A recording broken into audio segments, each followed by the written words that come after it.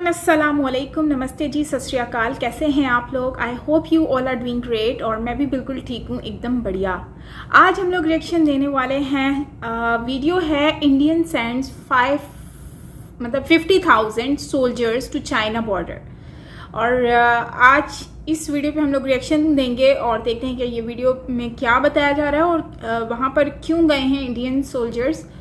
ये सारा कुछ जानेंगे इस वीडियो में। सो वीडियो स्टार्ट करने से पहले आप लोगों ने अगर मेरा चैनल सब्सक्राइब नहीं किया तो यार चैनल सब्सक्राइब कर दो और बेल आइकन के ऊपर ऑल नोटिफिकेशन पे प्रेस कर दो ताकि सारी वीडियोस आप लोगों को मिलती रहें। सो चलते हैं वीडियो की तरफ और रिएक्ट कर लेते हैं। सो हियर वी गो।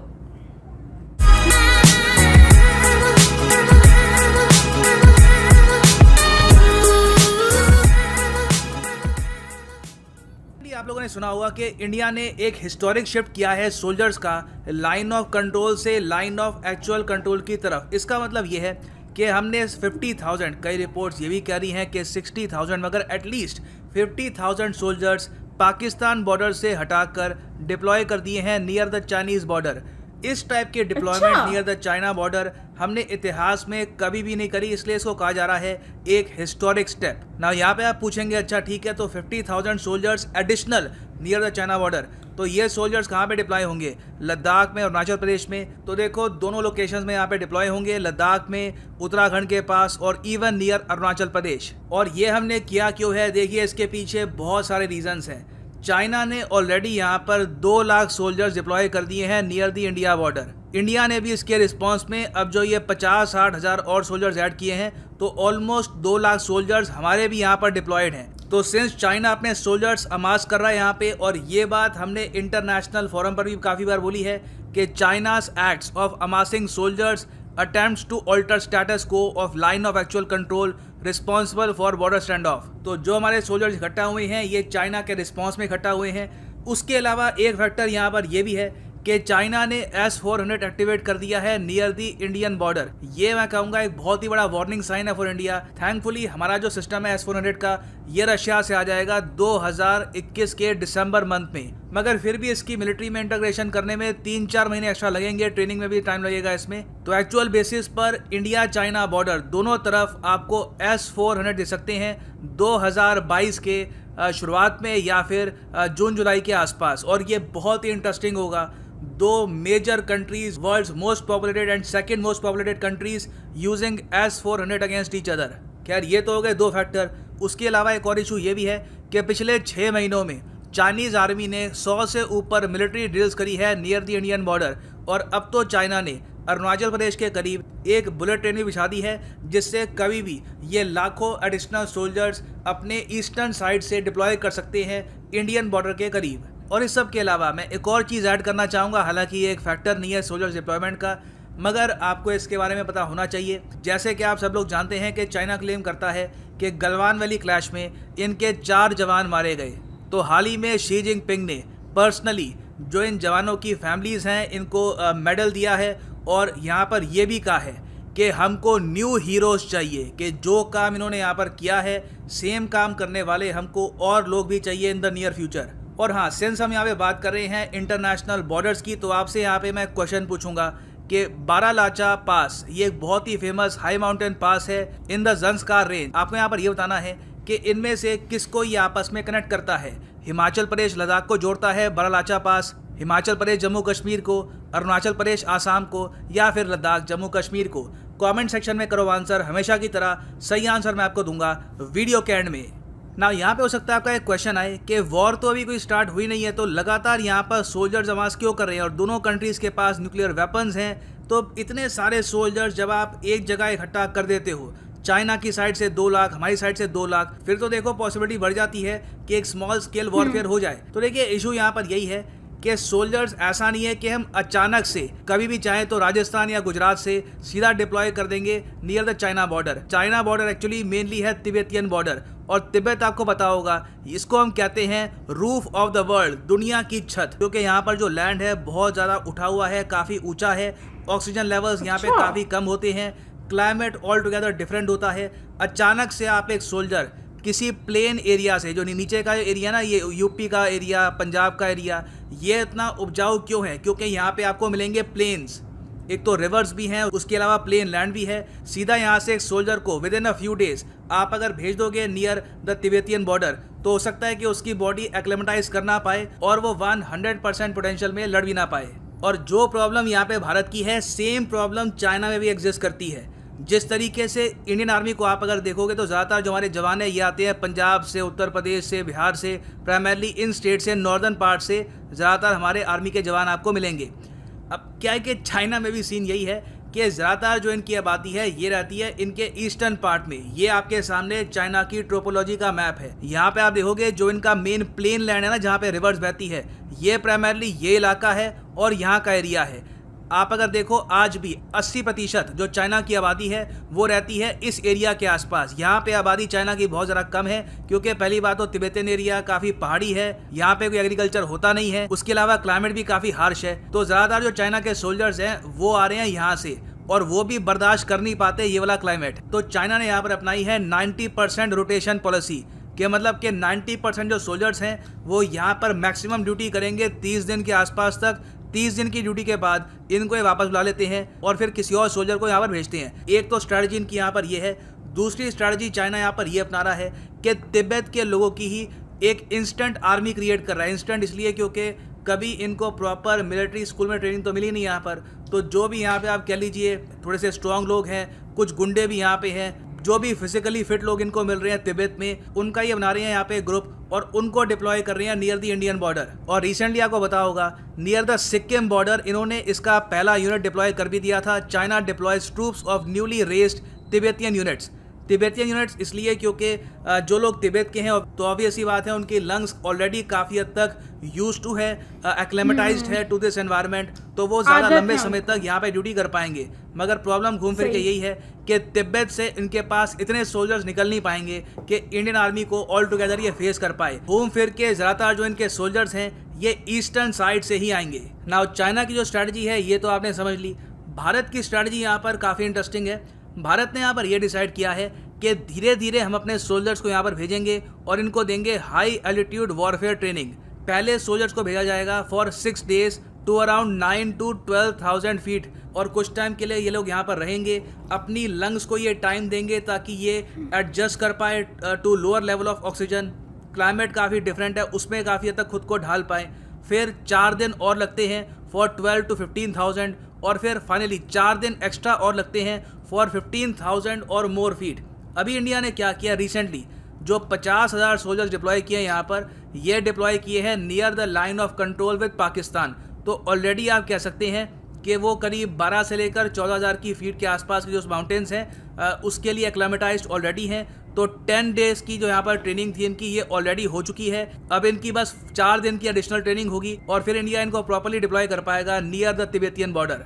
ना यहाँ पे आप पूछेंगे कि जब ये पूरी ट्रेन इतनी ज़्यादा उबड़ खाबड़ है, यहाँ पे लड़ना इतना मुश्किल है, तो चाइना लगातार यहाँ पे सोल्जर इकट्ठा क्यों कर रहा है? चाइना क्या गेन करेगा? ये बात चाइना भी जानता है कि इंडिया के पास न्यूक्लियर वेपन्स भी हैं, यूएसए की काफ़ी बैकिंग है मिलिटरीली, तो ये लोग क्या गेन कर लेंगे इंडिया को चैलेंज करके। यहाँ पर देखो ये सब बताया जा रहा है कि चाइना इसलिए कर रहा है ताकि चाइना जब ताइवान पे अटैक करेगा तब इनके ईस्टर्न बॉर्डर पे इंडिया कुछ बड़ा ऑपरेशन करना दे, क्योंकि ताइवान पे जब चाइना अटैक करेगा तो आराम से इनके 4 से लेकर 5 लाख सोल्जर्स यहाँ पे इन्वॉल्व हो जाएंगे। तो उस टाइम उनके लिए बहुत ही ज़्यादा इंपॉर्टेंट है कि इनका जो ईस्टर्न फ्रंट है ये हैविली गार्डेड रहे। तो मुझे लगता नहीं है कि यहाँ पर चाइना हमारी ज़मीन कब्जाने के लिए कोई अटैक वगैरह करने वाला है। That would be stupid. अगर करेगा तो वो सुसाइड होगी।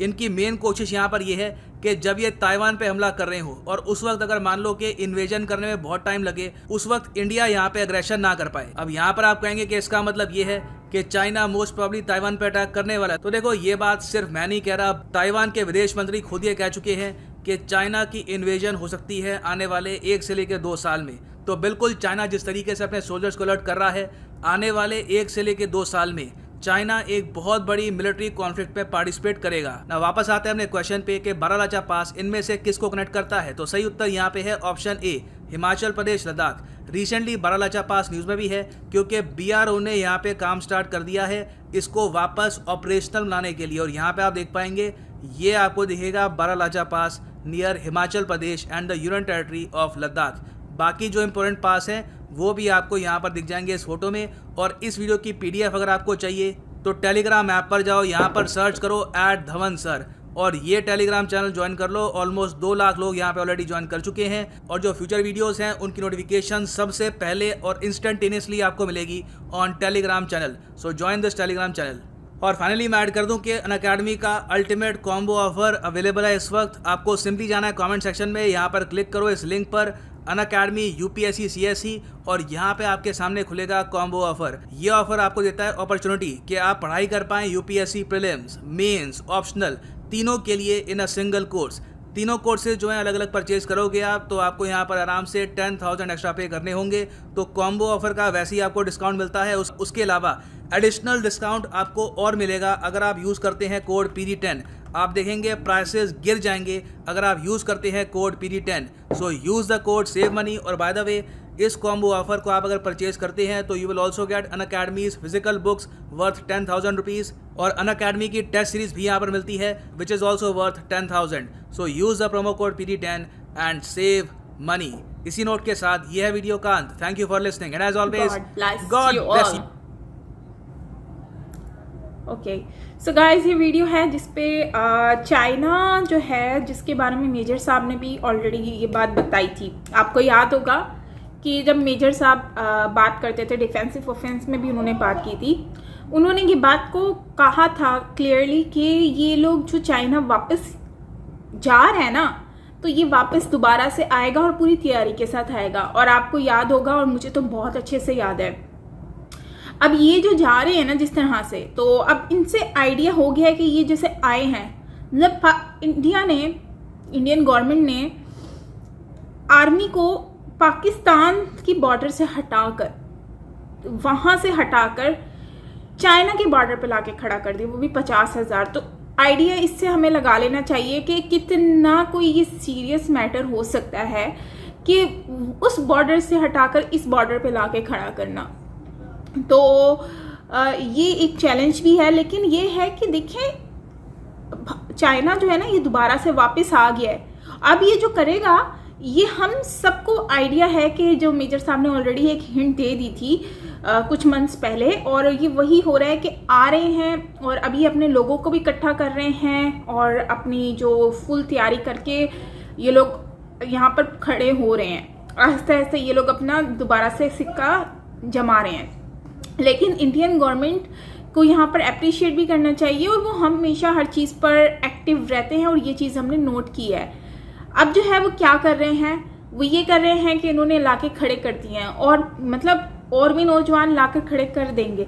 लेकिन यही है कि चाइना अभी बहुत ज़्यादा जो है ना वो चालाकी करके इंडियन बॉर्डर पर आकर खुद को भी खड़ा कर रहा है और जो है वो ये अपने लोगों को भी इकट्ठा कर रहा है, उन लोगों को जो यहाँ पर रह सकें, जैसे कि लद्दाख तिब्बत के जो लोग हैं, जैसे कि वहाँ का टेम्परेचर है उसके अकॉर्डिंगली, क्योंकि लास्ट टाइम तो वो लोग चले गए थे लेकिन इस बार जो है वो आ रहे हैं। लेकिन अब तो जाहिर सी बात है पूरी तैयारी के साथ आएंगे। लेकिन चाइना यहाँ पर आकर इस तरह से हर कुछ टाइम के बाद ये इस लाइन ऑफ कंट्रोल पर आकर क्यों खड़ा हो जाता है? क्या करना क्या चाह रहा है? मतलब कि इंडिया की जो जगह है उसको कंट्रोल करना चाह रहा है, अपने अंडर में लेना चाह रहा है, कब्जा करना चाह रहा है। और दूसरी बात कि ये आने वाले वक्त में देखने को तो यही मिल रहा है कि कुछ मतलब होने वाला है या होगा, जिस तरह के यहाँ पर सिम्टम्स मिल रहे हैं। बाकी आई डोंट नो कि क्या होता है, बट दिखने में तो यही आइडिया हो रहा है। तो खैर आई होप कि आने वाला वक्त जो है वो अच्छा हो।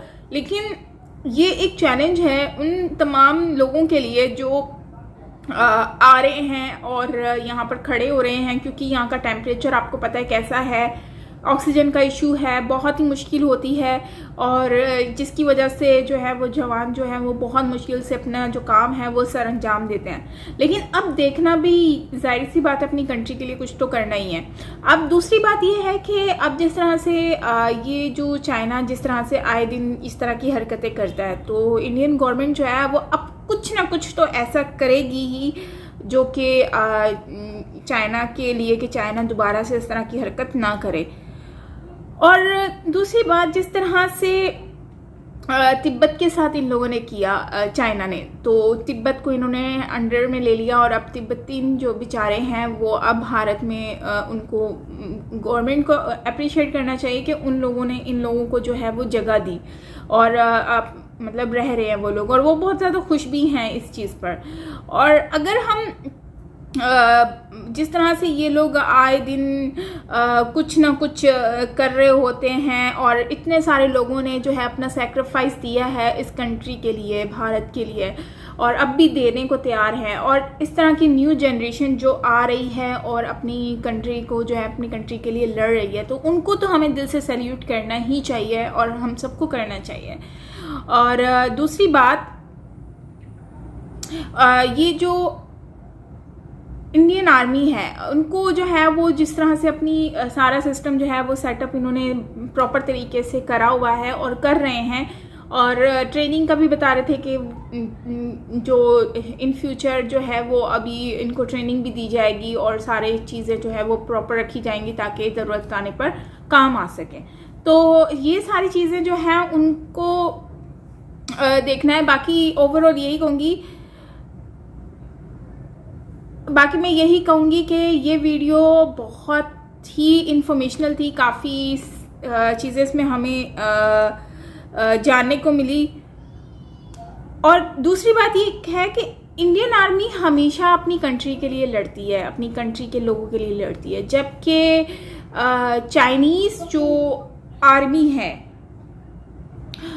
वो जो है अपनी गवर्नमेंट के लिए हमेशा लड़ती है। मतलब कि इनमें बहुत ज़्यादा फ़र्क है, बहुत बहुत बहुत बड़ा फ़र्क है कि चाइनीज़ आर्मी हमेशा अपनी गवर्नमेंट के लिए लड़ती है, अपनी गवर्नमेंट के लिए फ़ाइट करती है, बट इंडियन आर्मी जो है वो अपनी कंट्री के लोगों के लिए लड़ती है, अपनी कंट्री के लोगों को जो है वो हेल्प मतलब सेव करने के लिए करती है। तो इस चीज़ के लिए तो जो है वो जितना भी हम उनको अप्रिशिएट करें उतना ही कम है।